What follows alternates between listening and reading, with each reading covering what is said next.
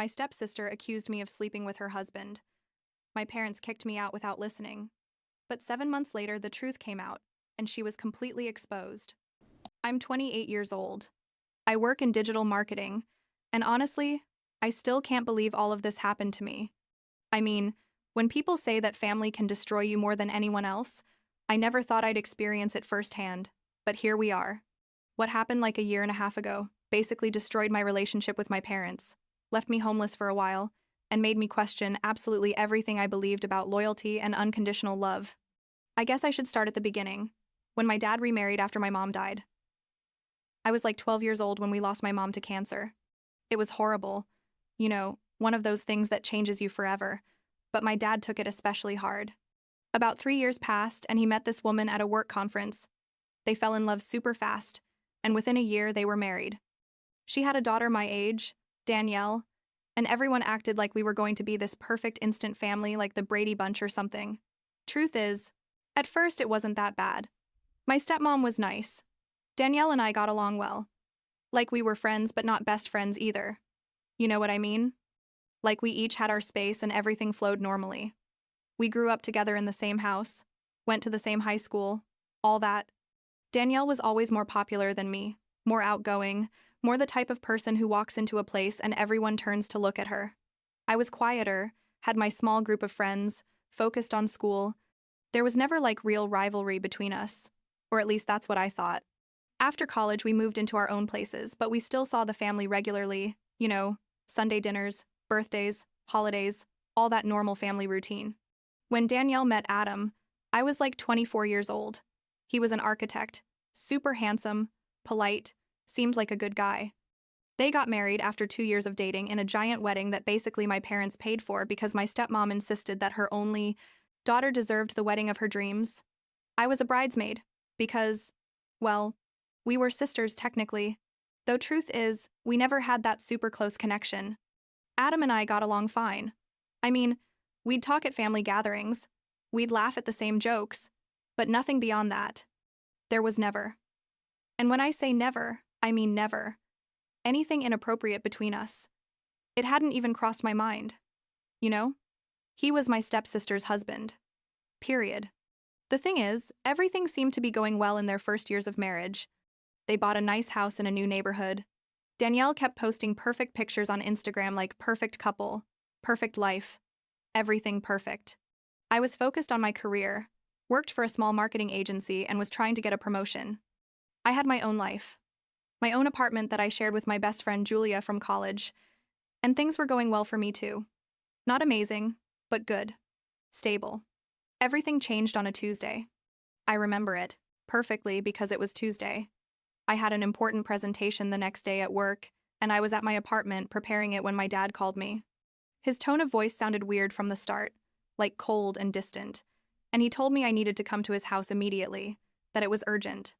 I asked him what was wrong, but he just repeated that I should come now. I felt a knot in my stomach.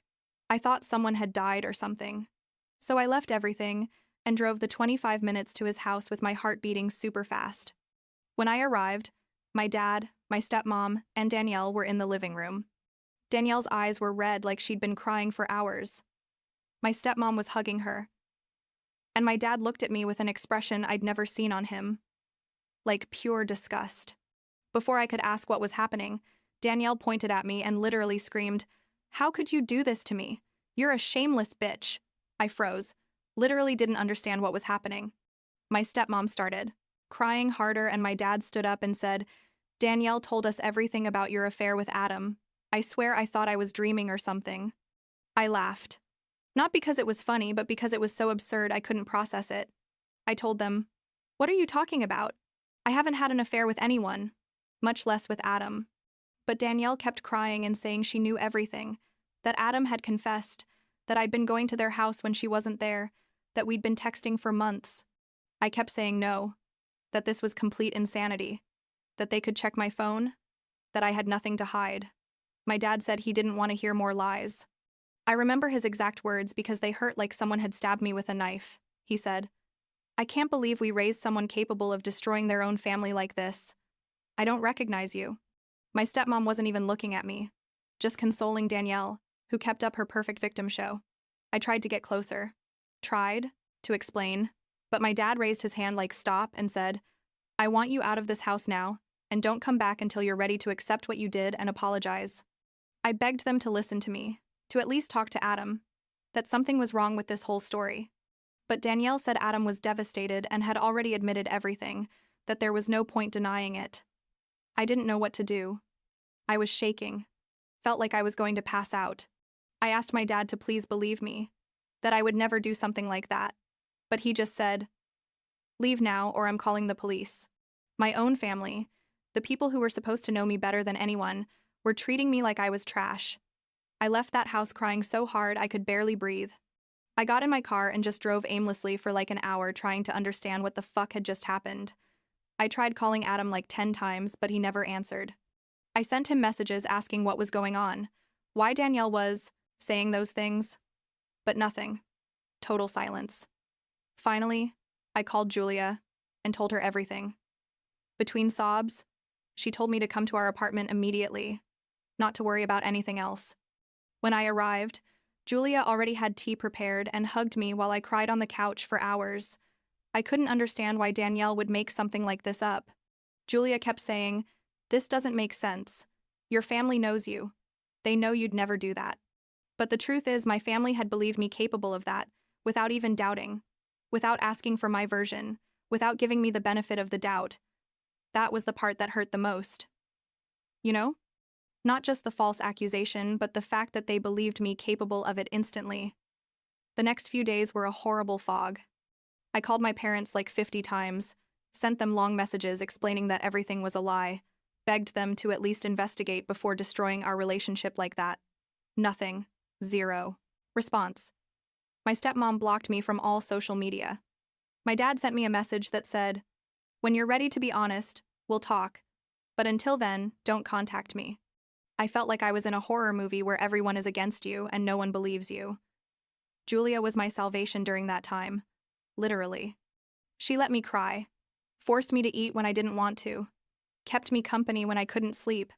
But I knew I couldn't stay in her apartment forever. I needed a plan. The problem was I was in a complicated situation financially. My job paid decent but not amazing, and finding a place on my own in that city was expensive. I spent like 2 weeks looking for options until I found a super small studio in a not-so-nice area. But it was what I could afford. The day I moved into that studio was one of the worst of my life. It was literally one room with a tiny kitchenette and a bathroom, like 300 square feet max. The walls had moisture stains, the floor was all scratched up, and the building smelled weird. But it was mine. It was what I could afford, and at least it was a space where I could be alone and process this whole mess. Julia helped me move, and tried to cheer me up saying it was cozy, but we both knew it was depressing. The first few weeks in that place were dark. I'm not going to lie. I'd wake up, go to work where I had to pretend everything was fine, come back to that depressing studio, and stay awake late thinking about how my life had fallen apart so fast. I lost like 13 pounds because I basically wasn't eating well, just surviving on coffee and cheap takeout. My coworkers started noticing something was wrong, but I'd just say I was tired. About 2 months into all this, I decided to make one last attempt. I drove to my parents' house on a Sunday morning without warning. I thought maybe if they saw me in person, if they could see how destroyed I was, maybe they'd reconsider. I knocked on the door, and my dad opened it. Before I could say anything, he said, "What are you doing here?" I told him I needed to talk to them, to please give me 5 minutes to explain my side of the story. But he just shook his head and said, "We have nothing to talk about until you admit what you did." I tried to push the door a bit to get in, but he closed it, and I heard the lock. I stood there outside like an idiot, knocking and begging them to let me in, until my neighbor next door came out and saw me like that, so I left with whatever dignity I had left. On the way back to my studio, I stopped at a park and just sat on a bench for hours. I watched families playing, kids running, couples walking their dogs, and I thought about how my life had become this nightmare. I had no family, barely had resources, and I was being accused of something I never did. The worst part was not being able to defend myself, because I didn't know what exactly I was defending myself against. Danielle had made up this whole story, but I didn't know what the supposed details were, the supposed evidence, nothing. I tried to move forward as best I could.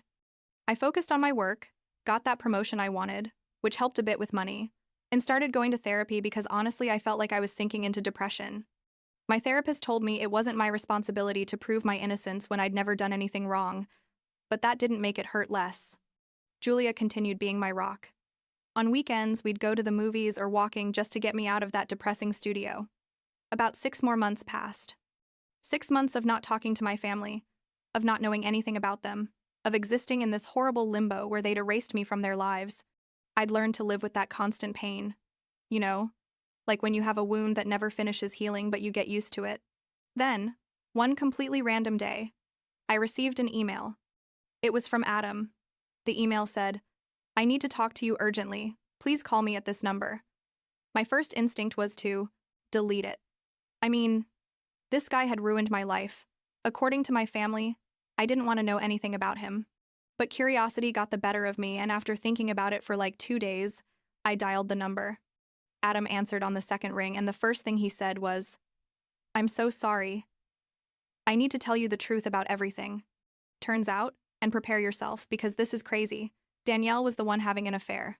Not with me, obviously, but with some guy from her work, a Rick or Richard, I don't remember well. Adam had found messages on her phone months ago, confronted her, and she, in her desperation, decided to flip the situation and accuse me of having an affair with him. Like, she invented this whole elaborate story to deflect attention from her own infidelity and make herself the victim. Adam told me that at first he was so in shock he didn't know what to do. And Danielle manipulated him, saying that if he said anything, she'd blame everything on me anyway and destroy the family. I asked him why the fuck he hadn't said anything before. Why he'd let them destroy me like that. He said he was afraid of Danielle, that she threatened to accuse him of abuse if he told the truth, that he was trapped. Honestly, I don't know if that's a valid excuse. Like the guy let me rot for months to save his own skin. But at the same time, I understood that Danielle was clearly a dangerous, manipulative person. Adam told me he'd finally gathered the courage to divorce her, and that he had proof, screenshots of Danielle's messages with the other guy, emails, everything. He sent me everything by email that same night. And there it was. Irrefutable proof that Danielle had been having this affair for months, that she and this Rick talked about leaving their partners, that she literally wrote in a message, "I need to find a way out of this without looking like the bad guy." I felt so many emotions at the same time, like relief at having proof, fury about everything that had happened, sadness about everything I'd lost, all mixed in this horrible whirlwind. Julia was with me when I read all this, and she was saying, "You have to go to your parents right now. You have to show them this." But I was paralyzed. You know? Part of me wanted to throw all this evidence in their faces, but another part of me thought, what if they don't even care? What if they find some way to not believe me anyway? In the end, Julia convinced me. We printed everything, put it in a folder, and I drove to my parents' house. This time, I didn't knock softly. I knocked hard, like pounding, until my dad opened with an annoyed face. Before he could say anything, I threw the folder at him and said, "Read this now." He looked at me confused but took the folder. My stepmom appeared behind him asking what was happening.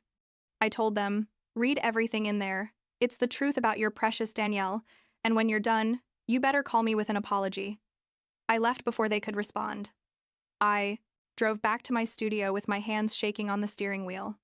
I didn't know what to expect, if they'd call me, if they still wouldn't believe me, if they'd find some way to blame me anyway.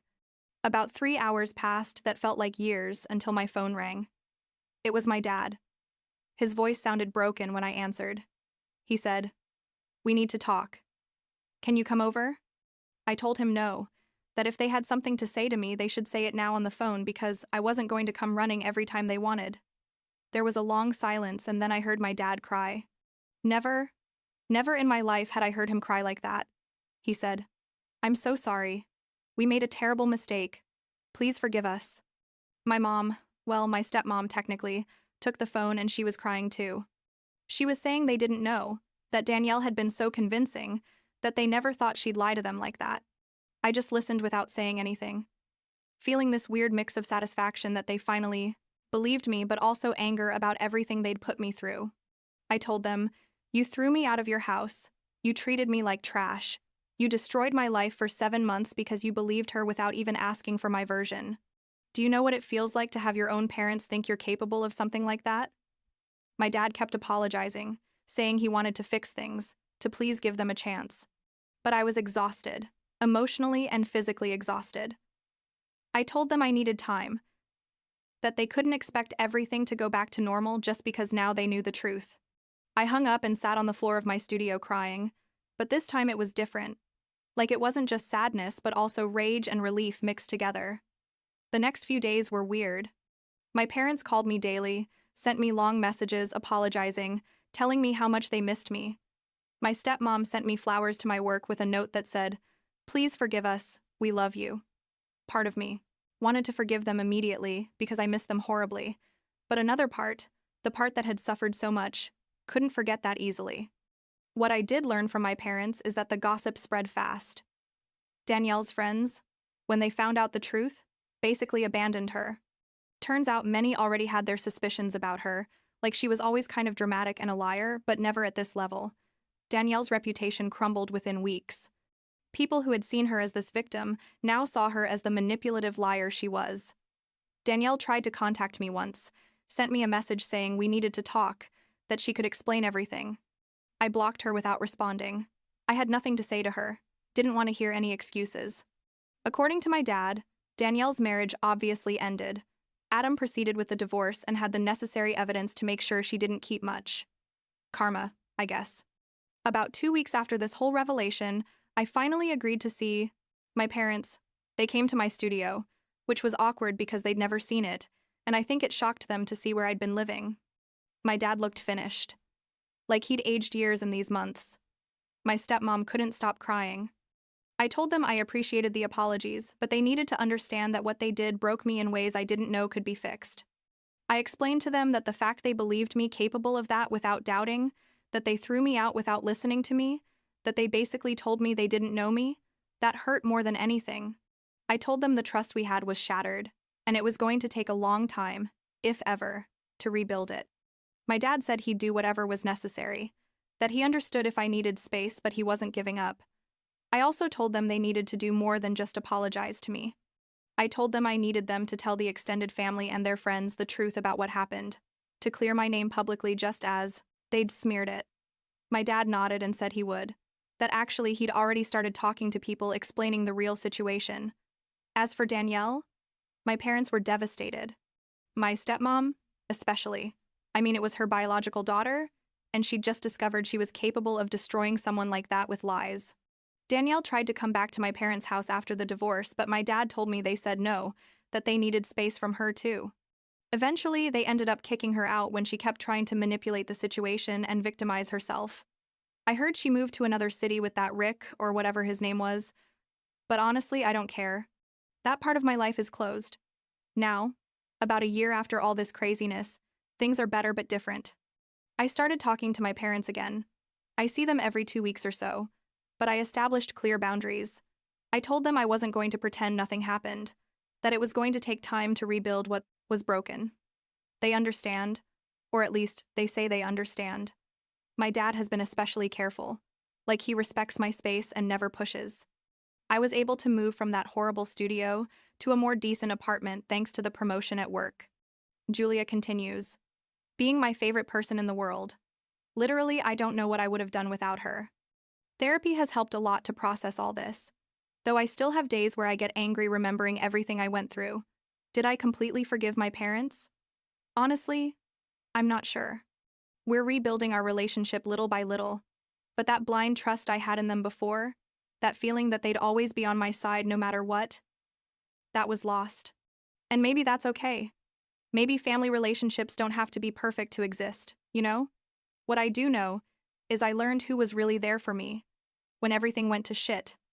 Julia proved to be more family than my own blood during the worst moment of my life, and I also learned that sometimes the people you trust most can disappoint you in the most painful ways, but that doesn't mean your life is over.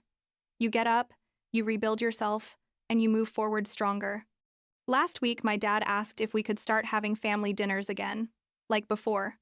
I told him yes, but that Danielle obviously wasn't welcome in my life ever again. He understood. I guess this is our new normal, a different version of family. One where the scars are still there, but we're trying to move forward anyway. It's not perfect, but it's what we have. And for now, that's enough.